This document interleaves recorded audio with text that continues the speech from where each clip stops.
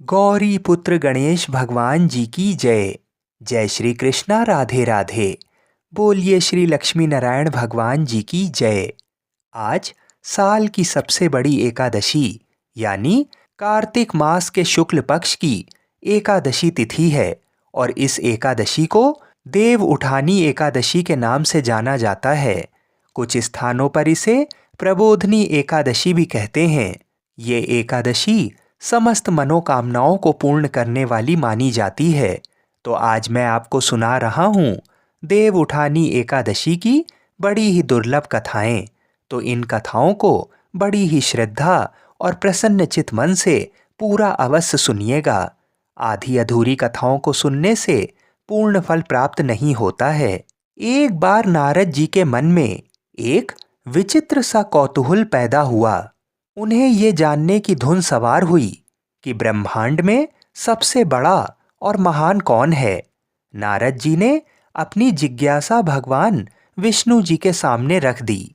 भगवान विष्णु मुस्कुराने लगे, फिर बोले, नारद जी, सब पृथ्वी पर टिका है, इसलिए पृथ्वी को बड़ा कह सकते हैं। परंतु नारद जी, यहाँ भी एक शंका है। स्वयं नारायण अपने उत्तर के साथ ही परंतु लगा रहे हैं। नारद जी का कौतूहल शांत होने की बजाय और बढ़ गया। नारद जी ने पूछा, प्रभु, आप स्वयं साशंकित हैं, फिर तो विषय बड़ा ही गंभीर है। कैसी शंका है प्रभु? विष्णु जी बोले, समुद्र ने पृथ्वी को घेर रखा है, इसलिए समुद्र उससे भी बड़ा है। अब नारद जी बोले, प्रभु, आप कहते हैं तो मैं मान लेता हूँ कि समुद्र सबसे बड़ा है। ये सुनकर विष्णु जी ने एक बात और छेड़ दी, परंतु नारद जी, समुद्र को अगस्त मुनि ने पी लिया था, इसलिए समुद्र कैसे बड़ा हो सकता है? बड़े तो फिर अगस्त मुनि जी हुए। नारद जी के माथे पर बल पड़ गया। फिर भी उन्होंने कहा, प्रभु, आप कहते हैं तो अब अगस्त मुनि जी को ही बड़ा मान लेते हैं। नारद जी अभी इस बात को स्वीकारने के लिए तैयार हुए ही थे कि विष्णु जी ने नई बात कहकर उनके मन को चंचल कर दिया। श्री विष्णु जी बोले, नारद जी, पर ये भी तो सोचिए, वह रहते कहाँ हैं? आकाश मंडल में एक सुई की नोक बराबर स्थान पर जुगनू की तरह दिखते हैं। फिर वह कैसे बड़े? बड़ा तो आकाश को होना चाहिए। नारद जी बोले, हाँ प्रभु, आप ये बात तो सही कह रहे हैं। आकाश के सामने अगस्त ऋषि का तो अस्तित्व ही विलीन हो जाता है। आकाश ने ही तो सारी सृष्टि को घेर रखा है। आकाश ही श्रेष्ठ है और सबसे बड़ा है। भगवान विष्णु जी ने नारद जी को थोड़ा और भ्रमित करने की सोची। श्री हरि बोल पड़े, पर नारद जी, आप एक बात भूल गए हैं। वामन अवतार ने इस आकाश को एक ही पग में नाप लिया था। फिर आकाश से विराट तो वामन हुए। नारद जी ने श्री हरि जी के चरण पकड़ लिए और बोले, भगवान, आप ही तो वामन अवतार थे। फिर अपनी 16 कलाएं भी धारण की और वामन से बड़े स्वरूप में भी आए, इसलिए ये तो निश्चय हो गया कि सबसे बड़े आप ही हैं। भगवान विष्णु ने कहा, नारद, मैं विराट स्वरूप धारण करने के उपरांत भी अपने भक्तों के छोटे से हृदय में विराजमान रहता हूँ। वहीं निवास करता हूँ जहाँ मुझे स्थान मिल जाए और जो मुझसे प्रेम करे, वह स्थान सबसे बड़ा हुआ। इसलिए सर्वोपरि और सबसे महान तो मेरे वे भक्त हैं जो शुद्ध हृदय से मेरी उपासना करके मुझे अपने हृदय में धारण कर लेते हैं। उनसे विस्तृत और कौन हो सकता है? तुम भी मेरे सच्चे भक्त हो, इसलिए वास्तव में तुम सबसे बड़े और महान हो। श्री हरि जी की बात सुनकर नारद जी के नेत्र भर आए और आंसू बहने लगे। उन्हें संसार को नचाने वाले भगवान के हृदय की विशालता को देखकर आनंद भी हुआ और अपनी बुद्धि के लिए खेद भी। नारद जी ने कहा, प्रभु, संसार को धारण करने वाले आप स्वयं खुद को भक्तों से छोटा मानते हैं, फिर भक्तगण क्यों ये छोटे बड़े का भेद करते हैं। मुझे अपनी अज्ञानता पर दुख है। मैं आगे से कभी भी छोटे बड़े के फेर में नहीं पड़ूंगा। इसलिए तो कहते हैं भक्त के वश में है भगवान। भक्त अपनी निष्काम भक्ति से भगवान को वश में कर लेते हैं। इसलिए भक्त का हृदय ही सबसे बड़ा स्थान है और वही संसार में सबसे बड़ा है। बोलिए श्री राधा कृष्ण भगवान की जय। बोलिए श्री तुलसी शालीग्राम जी की जय। एक भागवत कथावाचक ब्राह्मण गांव में कथावाच रहे थे। उस दिन उन्होंने नंदलाल कन्हैया के सौंदर्य, उनके आभूषणों का बड़ा मनमोहक वर्णन किया। उधर से गुजरता एक चोर भी कथा सुनने बैठ गया था। उसने जब आभूषणों के बारे में सुना तो उसे लालच आया। उस दिन की कथा समाप्त होने पर पंडित जी को खूब दक्षिणा मिली, जिसे गठरी बनाकर वह उसे लेकर चल दिए। जरा सुनसान में पहुँचे तो चोर सामने आ गया। उसने पंडित जी से पूछा कि ये श्याम मनोहर कृष्ण कहाँ रहते हैं? मुझे उनके घर से गहने चुराने हैं, पता बताओ। पंडित जी डर गए। उन्हें अपने सामान का भय हुआ, सो उन्होंने बुद्धि लगाई और कहा कि कृष्ण का पता मेरे झोले में लिखा है। यहाँ अंधेरा है, थोड़ा उजाले में चलो तो देख के बताऊंगा। चोर तैयार हो गया, उसे जल्दी थी। पंडित जी ने और चतुराई की, अपना बोझा उसके सिर पर लाद दिया और ऐसे स्थान पर पहुंचकर रुके जहां लोगों की आवाजाही ज़्यादा थी। फिर उन्होंने थैले में से पोथी खोली, देखने का स्वांग करते रहें। विचार कर बोले, वृंदावन चले जाओ। मुझे जब कृष्ण जी मिले थे तो उन्होंने वृंदावन ही बताया था। चोर पंडित जी की बात से संतुष्ट हो गया और पंडित जी से आशीर्वाद लेकर विदा हुआ। चोर रास्ता पूछता भटकता वृंदावन चल पड़ा। रास्ते में उसने बड़ी तकलीफें सहीं। जहाँ जहाँ भी कृष्ण जी के मंदिर थे उसमें दर्शन को गया। दर्शन क्या, वह तो उनके आभूषणों को देखने जाता कि आखिर ऐसे आभूषण होंगे कन्हैया के पास। आभूषण निहारने में उसे इतने मंदिरों में भगवान की इतनी छवि देख ली कि उसे खुली आंखों में भी प्रभु नजर आते। रात को मंदिरों में ठहर जाता और वहीं कुछ प्रसाद खा लेता। माखन चोर भगवान आभूषण चोर पर रीझ गए। चोर के मन में प्रभु के आभूषणों के प्रति कामना ही भा गई। गोपाल उसे जगह जगह दर्शन देते, तरह तरह के आभूषण से सजे बालकों के रूप में, लेकिन वह उन्हें नहीं लेता। उसे तो असली गोपाल के आभूषण चाहिए थे। चोर परेशान कि कब वह कन्हैया के धाम पहुँचे और कन्हैया परेशान कि वह इतनी दूर क्यों जा रहा है जब मैं राह में ही उसे सारे आभूषण दे रहा हूँ। भगवान को भक्त से प्रेम हुआ तो भक्त के मन में बसा चोरी का भाव अनुराग में बदल गया। चोर गोकुल पहुँच गया। एक स्थान पर नदी किनारे भगवान ने उसे गाय चराते उसी रूप में दर्शन दिया जो उसने मंदिरों में देखी थी। जितनी छवि देखी थी सारी एक एक करके दिखा दी, आभूषणों के साथ। चोर उनके पैरों में गिर पड़ा।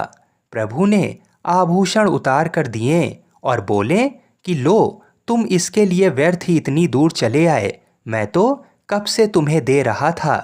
चोर बोला, आपको देख लिया तो आभूषणों की चमक फीकी पड़ गई, अब तो आपको ही चुराऊंगा। भगवान हंसे, मुझे चुराओगे, कहाँ लेकर जाओगे? चोर बोला, वह तो नहीं पता, सोच कर बताता हूँ, लेकिन आभूषण नहीं चाहिए, अब तो मुझे आपकी ही लालसा है। चोर सोचता रहा और प्रभु हंसते रहें। चोर ने बुद्धि दौड़ा ली, लेकिन कोई स्थान ही नहीं सूझा। उसे चिंता थी कि इतनी मेहनत से वह इन्हें चुरा ले जाए और फिर सुरक्षा ना कर पाए तो कोई और चुरा लेगा। सोचते सोचते उसे नींद आने लगी। उसको उपाय सूझा, जब तक मैं निर्णय नहीं कर लेता कि आपको कहाँ रखूँगा, आप मुझे रोज दर्शन देते रहो, जिससे मुझे भरोसा रहे कि मेरी चोरी का सामान सुरक्षित है। भगवान खूब हंसे। उन्होंने कहा, ठीक है, ऐसा ही होगा, लेकिन तुम्हें कुछ आभूषण तो लेने होंगे। चोर ने मना कर दिया। प्रभु रोज शाम उसे दर्शन देते। वह अपने गांव लौट आया। पंडित जी कथा वाच रहे थे। उन्हें सारी बात बताई। यकीन ना हुआ तो शाम को जब प्रभु दर्शन देने आए तो उनका एक आभूषण मांग कर दिखाया और साबित कर दिया। पंडित जी बोले, भाई चोर, असली साधु तो तू ही है। मैं तो कान्हा का नाम लेकर बस कथाएं सुनाता रहा और आजीविका जुटाता रहा, लेकिन तुमने तो उन्हीं को ही जीत लिया। ये सुनकर चोर की आंखों से धर धर आंसू टपकने लगे। पंडित जी ने कहा, लुटा कर खुद को जब आए तो तेरी बाकी अदाओं पर दिल के मामले में हम भी अमीर हो गए। बोलिए श्री राधा कृष्ण भगवान की जय। आइए अब देव उठानी एकादशी की मुख्य कथा को सुनते हैं। उसके बाद बड़ी ही सुंदर सुंदर कथाओं को सुनेंगे। सनातन धर्म में इसे सबसे बड़ी एकादशी माना जाता है। धार्मिक मान्यताओं के अनुसार इसी दिन भगवान श्री हरि विष्णु राजा बलि के राज्य से चातुर्मास का विश्राम पूरा करके वैकुंठ लौटे थे। इसी के साथ इस दिन तुलसी विवाह का पर्व भी संपन्न होता है। भगवान श्री हरि विष्णु के भक्तों को पूरे 4 माह इस दिन की प्रतीक्षा रहती है। तो आइए भगवान श्री लक्ष्मी नारायण जी के चरणों का ध्यान करते हुए देव उठनी एकादशी की व्रत कथा को सुनते हैं। एक बार भगवान श्री कृष्ण जी ने अर्जुन से कहा, हे अर्जुन, तुम मेरे बड़े ही प्रिय सखा हो। हे पार्थ, अब मैं तुम्हें पापों का नाश करने वाली तथा पुण्य और मुक्ति प्रदान करने वाली प्रबोधनी एकादशी की कथा सुनाता हूँ। श्रद्धा पूर्वक श्रवण करो। इस विषय में मैं तुम्हें नारद जी और ब्रह्मा जी के बीच हुए वार्तालाप को सुनाता हूँ। एक समय नारद जी ने ब्रह्मा जी से पूछा, हे पिता, प्रबोधनी एकादशी का व्रत का क्या फल होता है? आप कृपा करके मुझे ये सब विधान पूर्वक बताइए। ब्रह्मा जी ने कहा, हे पुत्र, कार्तिक माह के शुक्ल पक्ष की प्रबोधनी एकादशी के व्रत का फल 1 सहस्त्र अश्वमेघ तथा 100 राजसूय यज्ञ के फल के बराबर होता है। पौराणिक कथा के अनुसार एक राज्य था जहाँ के सभी निवासी एकादशी व्रत का पालन किया करते थे। पालन इतना कड़ाई से होता था कि एकादशी के दिन क्या मनुष्य और क्या पशु पक्षी किसी को भी भोजन नहीं दिया जाता था। एक बार एक बाहरी व्यक्ति राजा के राज्य में नौकरी पाने की इच्छा से पहुंचा। तब राजा ने नौकरी देने का वचन तो दिया, लेकिन एक शर्त के साथ।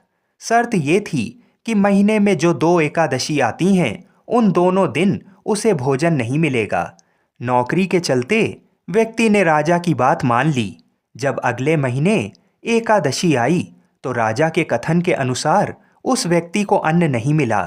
हालांकि उसे राजा की ओर से फलाहार की सामग्री प्रदान की गई, लेकिन उस व्यक्ति से भूख बर्दाश्त नहीं हुई और वो राजा से अन्न की मांग करने लगा। वह राजा के सामने अन्न के लिए गिड़गिड़ाने लगा। राजा ने उस व्यक्ति को नौकरी की शर्त याद दिलाते हुए अन्न देने से मना कर दिया, मगर भूख से बेबस वो व्यक्ति अन्न की मांग करता रहा, जिसके बाद राजा ने उसे अन्न देने का आदेश जारी कर दिया। राजा के आदेश पर उस व्यक्ति को कच्चा आटा, चावल और दाल दिया गया। भोजन सामग्री पाकर व्यक्ति खुश हो गया और नदी के किनारे पहुंच गया। नदी के तट पर पहुंचते ही उसने स्नान किया और भोजन पकाने की तैयारी में जुट गया। जैसे ही भोजन तैयार हुआ, उसने भगवान श्री हरि विष्णु का स्मरण किया और उन्हें भोजन पर आमंत्रित करने लगा। उसकी प्रार्थना सुनकर भगवान विष्णु अपने चतुर्भुज स्वरूप में पीले वस्त्र धारण किए हुए प्रकट हुए। वह व्यक्ति भगवान के साथ भोजन करने लगा। भगवान विष्णु ने भी उसके साथ बड़े ही प्यार से खाना खाया और फिर वो अपने धाम को वापस लौट गए।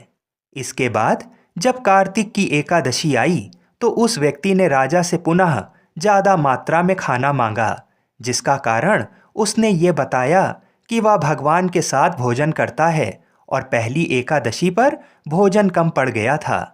व्यक्ति की बात सुन राजा अचरज में पड़ गया। राजा को उस व्यक्ति की बात पर भरोसा नहीं हुआ। राजा मन ही मन सोचने लगा कि इतने सालों से वह एकादशी का व्रत कर रहा है, लेकिन भगवान ने उसे आज तक दर्शन नहीं दिए। वहीं जिसने एकादशी का कभी व्रत नहीं किया, भगवान उसके साथ भोजन करते हैं, ये कैसे हो सकता है। राजा के मन में अविश्वास देख उस व्यक्ति ने राजा को अपने साथ चलने को कहा। एकादशी के दिन राजा एक पेड़ के पीछे छिप गया और वह व्यक्ति हमेशा की तरह अपने नियम अनुसार स्नान ध्यान करके और भोजन बनाकर भगवान को बुलाने लगा। मगर इस बार भगवान नहीं आए। व्यक्ति ने कई बार भगवान से आने की प्रार्थना की, लेकिन मानो भगवान ने उसकी हर प्रार्थना अनसुनी कर दी। जिसके बाद उस व्यक्ति ने नदी में कूदकर भगवान से अपनी जान देने की बात कही।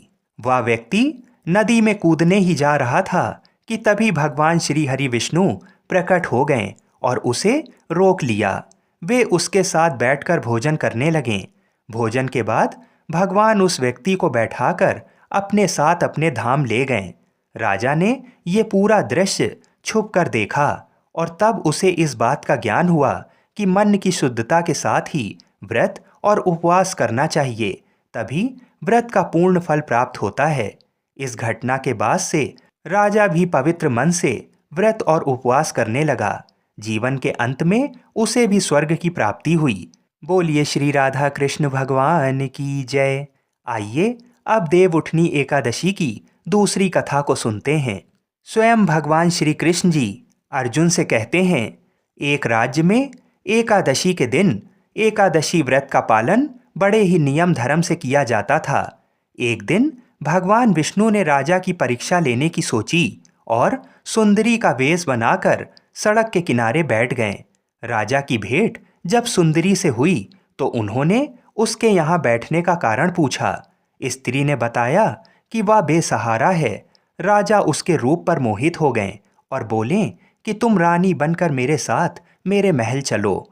सुंदर स्त्री ने राजा के सामने शर्त रखी कि ये प्रस्ताव तभी स्वीकार करेगी जब उसे पूरे राज्य का अधिकार दिया जाएगा और वह जो भी भोजन बनाएगी राजा को उसे खाना होगा। राजा ने शर्त मान ली। अगले दिन एकादशी पर सुंदरी ने बाजारों में बाकी दिनों की तरह अन्न बेचने का आदेश दिया। मांसाहार भोजन बनाकर राजा को खाने पर मजबूर करने लगी। राजा ने कहा कि आज एकादशी के व्रत में मैं तो सिर्फ फलाहार ग्रहण करता हूँ।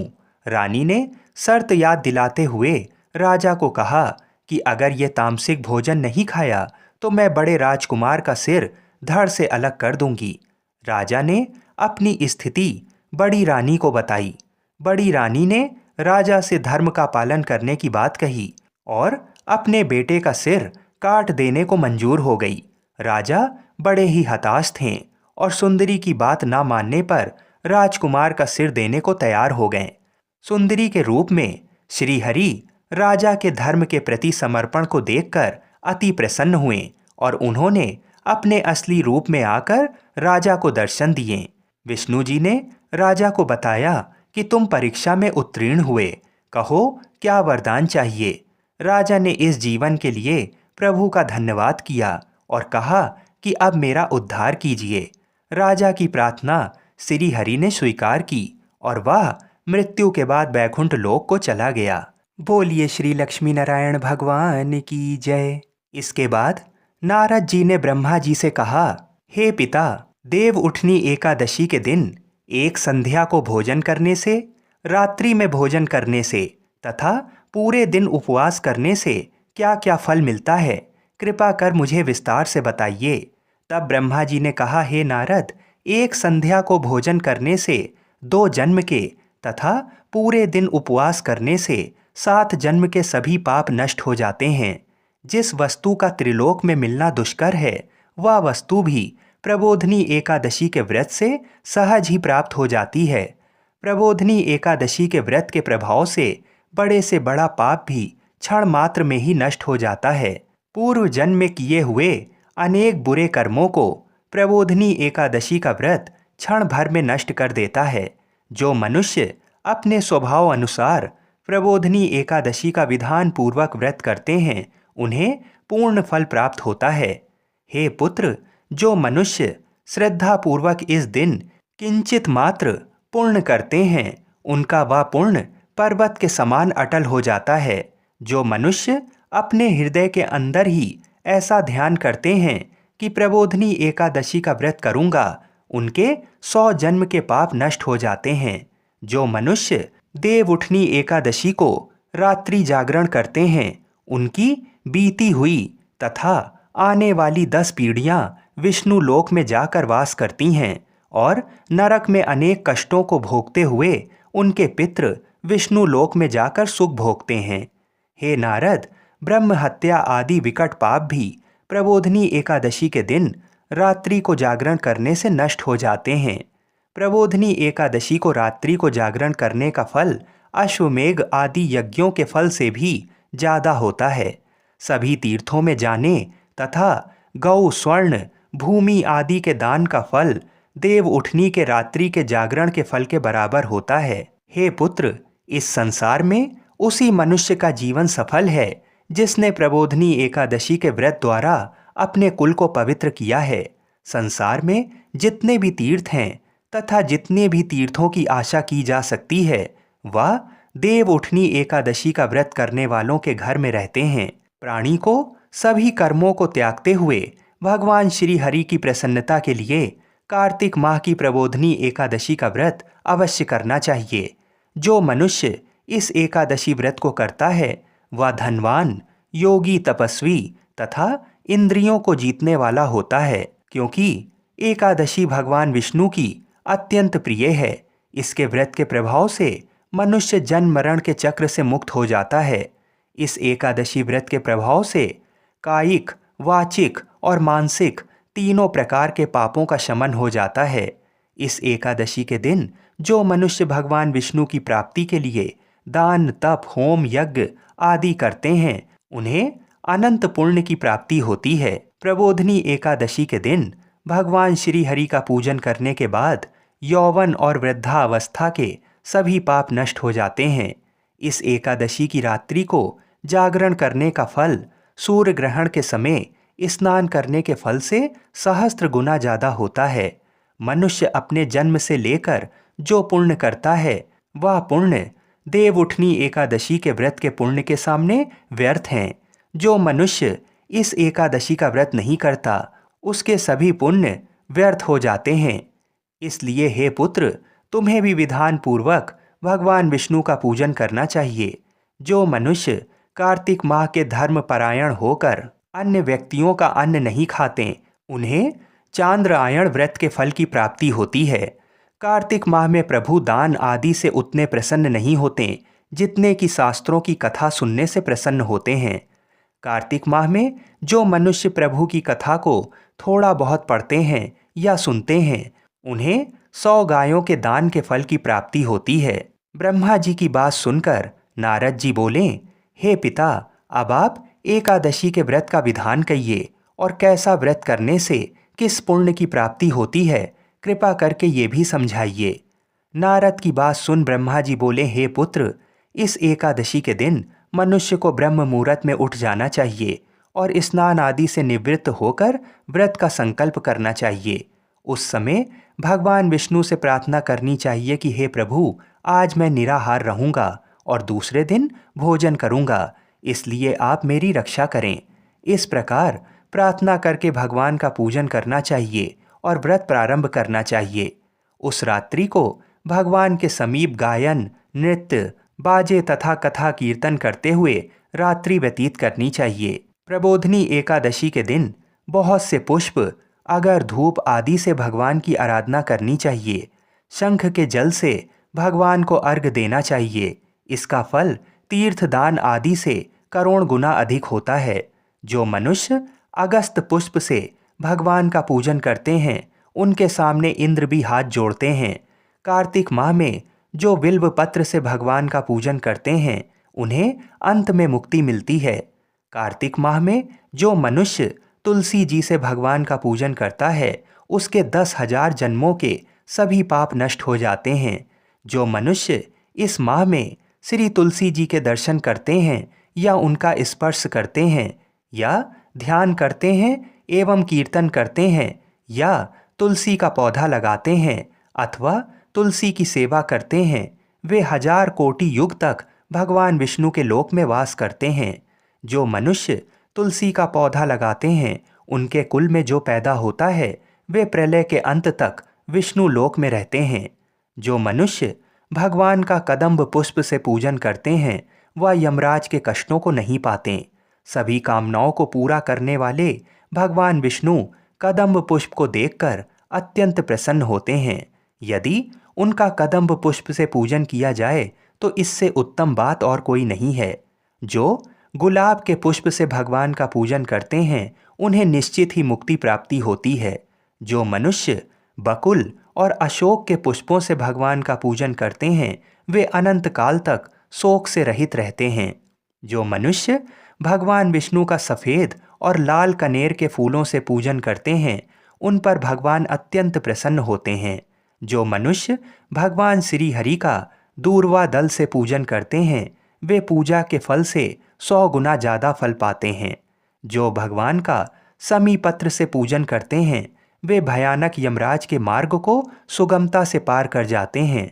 जो मनुष्य चंपक पुष्प से भगवान विष्णु का पूजन करते हैं वे जीवन मृत्यु के चक्र से मुक्त हो जाते हैं। जो मनुष्य स्वर्ण का बना हुआ केतकी पुष्प भगवान को अर्पित करते हैं उनके करोड़ों जन्म के पाप नष्ट हो जाते हैं। जो मनुष्य पीले और रक्त वर्ण कमल के सुगंधित पुष्पों से भगवान का पूजन करते हैं उन्हें श्वेत दीप में स्थान मिलता है। इस प्रकार रात्रि में भगवान का पूजन करके प्रातःकाल शुद्ध जल की नदी में स्नान करना चाहिए।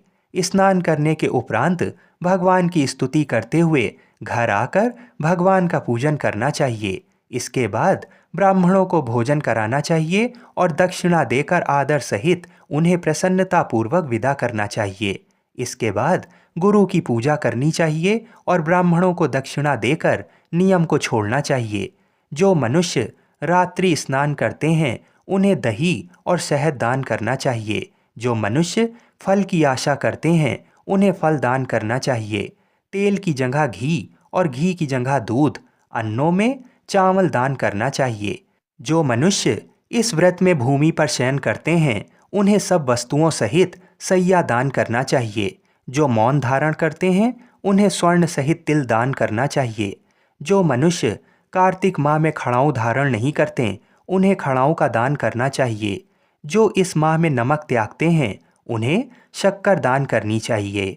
जो मनुष्य नित्य प्रति देव मंदिरों में दीपक जलाते हैं उन्हें स्वर्ण या तांबे के दीपक को घी तथा बत्ती सहित दान करना चाहिए। जो मनुष्य चातुर्मास व्रत में किसी वस्तु को त्याग देते हैं उन्हें उस दिन से उस वस्तु को पुनः ग्रहण करना चाहिए। जो मनुष्य देव उठनी एकादशी के दिन विधान पूर्वक व्रत करते हैं उन्हें अनंत सुख की प्राप्ति होती है और अंत में स्वर्ग को जाते हैं। जो मनुष्य चातुर्मास व्रत को बिना किसी बाधा के पूर्ण कर लेते हैं उन्हें दोबारा जन्म नहीं लेना पड़ता। जिन मनुष्यों का व्रत खंडित हो जाता है उन्हें दोबारा प्रारंभ कर लेना चाहिए। जो मनुष्य इस एकादशी के महात्म्य को सुनते व पढ़ते हैं उन्हें अश्वमेघ यज्ञ के फल की प्राप्ति होती है। आइए अब बड़े ही प्रेम से एकादशी माता की कथा को सुनते हैं। इस कथा को सुनने से ही एकादशी का व्रत पूर्ण माना जाता है। एक बूढ़ी माँ ने एक बार एकादशी का व्रत रखा। बड़ा ही भाव भक्ति से पूजा अर्चना की। उन्हें वृद्धावस्था में क्या बाधा थी, वे तो अपने पुत्र पौत्रों की सुख सुविधा के लिए व्रत रखने लगी थीं। वे दिन भर तो जरा कठोर मन करके अपनी प्यास को रोके रहीं। दिन में पूजा पाठ किया, कथा सुनी और पंडित जी को मिट्टी के पात्र में भरकर पानी और ऋतु फल दान में दिए। दोना भर भर के बूरा शक्कर वितरण किया। उन्हें गर्मी के कारण बहुत बेचैनी हो रही थी। इस कारण से बड़ी देर तक पानी में पड़ी रहीं और पानी के कुल्ला करती रहीं। मुंह धोती रहीं तब कहीं थोड़ा बहुत धैर्य बंध पाया। धूप तो तेज पड़ ही रही थी, इस कारण बार बार मुंह सूख रहा था। बूढ़ी माँ बहुत बेचैन हो रही थीं। एक बुढ़ापा और दूसरा ये भयंकर गर्मी। वृद्धावस्था की स्थिति तो कुछ दूसरी ही प्रकार की होती है। जैसे जैसे रो धो के दिन कट पाया, अब पहाड़ सी रात सामने थी। उसका कटना बड़ा ही कठिन दिखाई दे रहा था। खटिया पर पड़े शांति नहीं मिल रही थी। वे बार बार करवट बदल रही थीं। अनेक बार वे बाहर जातीं और भीतर आतीं। उन्हें घर के अंदर शांति नहीं थी। वे पड़ी पड़ी एकादशी माता का स्मरण करती रहीं। वे कहती रहीं कि हे माता जी, आप मेरी लाज रखिएगा, आप ही मुझे शक्ति दे दीजिएगा, जिससे मैं भली भांति आपका व्रत कर सकूं और ये पहाड़ सी रात शांतिपूर्वक व्यतीत हो सके। प्यास के कारण बूढ़ी माँ की बेचैनी तो बढ़ ही रही थी। उन्होंने धैर्य रखने का बहुत प्रयास किया, किंतु सहनशीलता की सीमा टूट गई और वे घबरा कर एकदम चिल्ला पड़ीं। बोलीं कि बचाओ बचाओ। अम्मा का चिल्लाना सुनकर परिवार भर के नर नारी, बच्चे और पड़ोसी एकत्रित होकर बूढ़ी अम्मा की खटिया के समीप पहुंच गए। सबने पूछा कि अम्मा जी, आपको क्या हुआ? आप क्यों चिल्ला रही हैं? आप इस वृद्धावस्था में ये कठिन व्रत क्यों कर रही हैं? अम्मा जी, शक्ति से ही भक्ति होती है। थोड़ी ही देर में वे फिर से बोलीं कि अरे, हमारे तो प्राण ही निकले जा रहे हैं। मेरी छाती पर ठंडे पानी का घड़ा रख दीजिए। नातियों ने दादी की छाती पर ठंडे पानी का पात्र रख दिया। तब कहीं उन्हें थोड़ा बहुत आराम मिला और थोड़ी देर के लिए उन्होंने अपनी आंखें बंद कर लीं। एकादशी माता ने सोचा कि ये बूढ़ी अम्मा हैं तो बहुत कठोर, जरा जाकर उसकी परीक्षा लेना चाहिए। वे आधी रात को मुर्गा बनकर टेर लगाने लगीं। मुर्गा की आवाज़ सुनकर दादी जल्दी से उठीं और बाहर जाकर आसमान की ओर देखा, किंतु आसमान में कहीं उन्हें प्रातःकालीन तारा दिखाई नहीं दिया।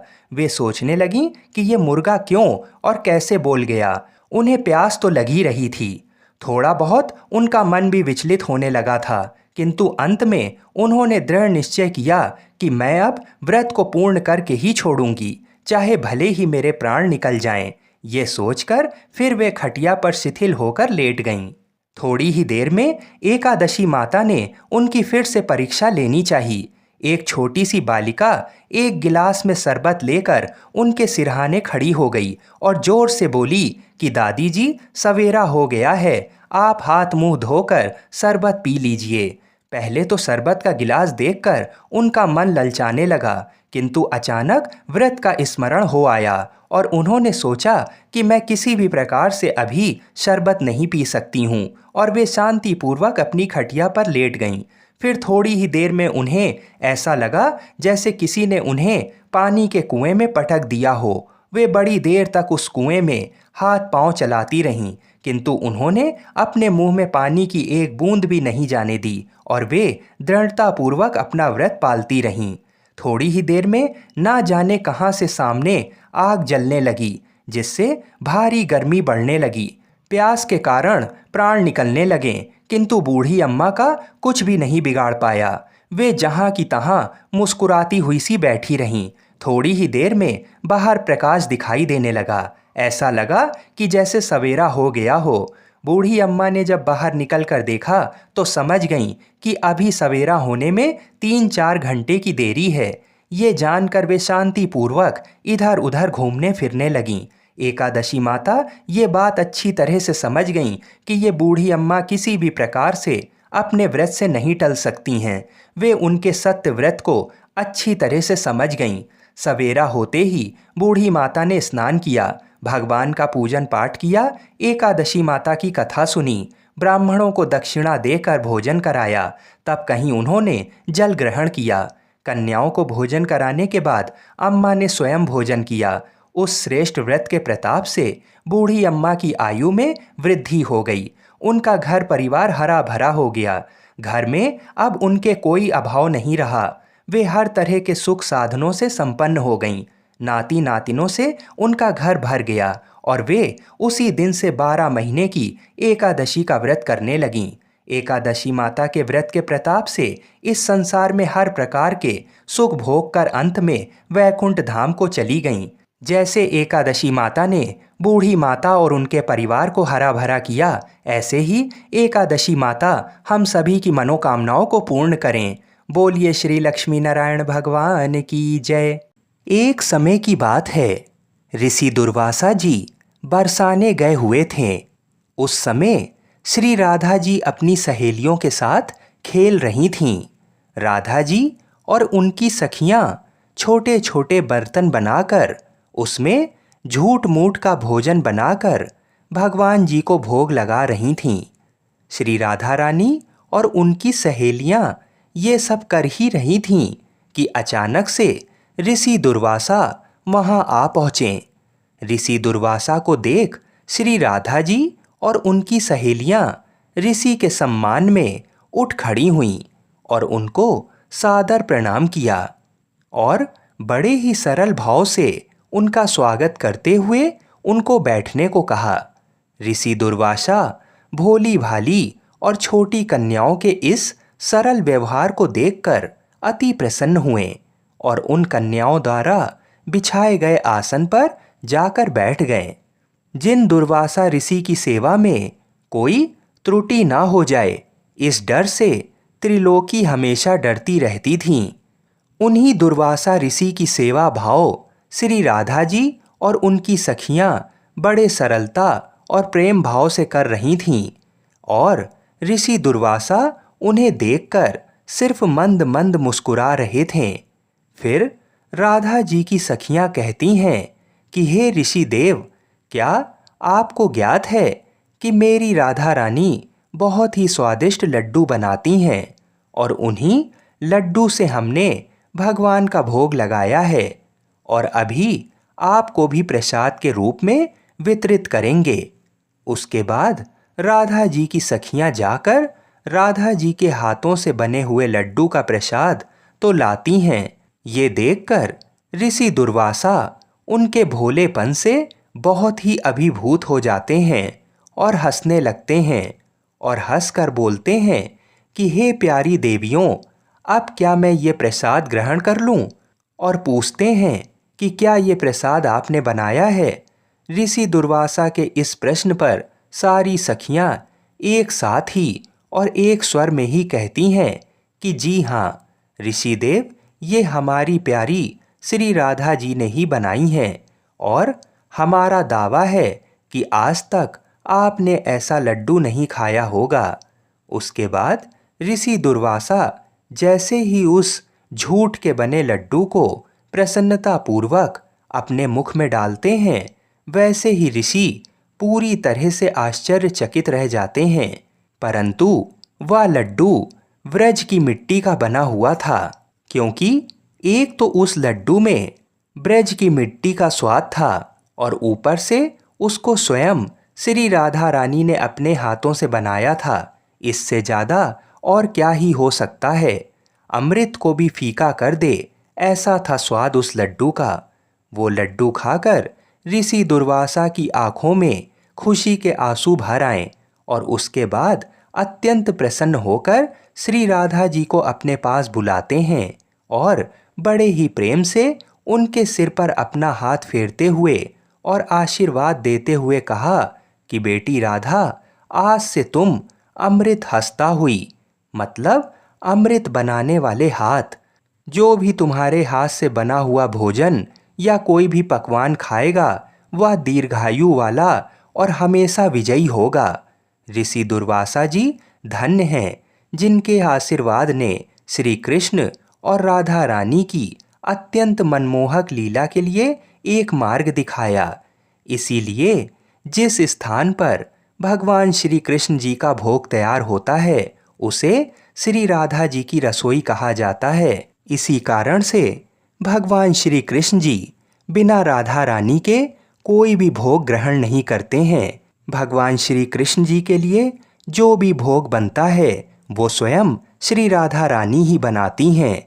बिना उनकी आज्ञा के कोई भी भोग भगवान श्री कृष्ण जी तक नहीं पहुंचता है। बोलिए श्री राधा रानी की जय। बोलिए श्री बरसाने वाली की जय।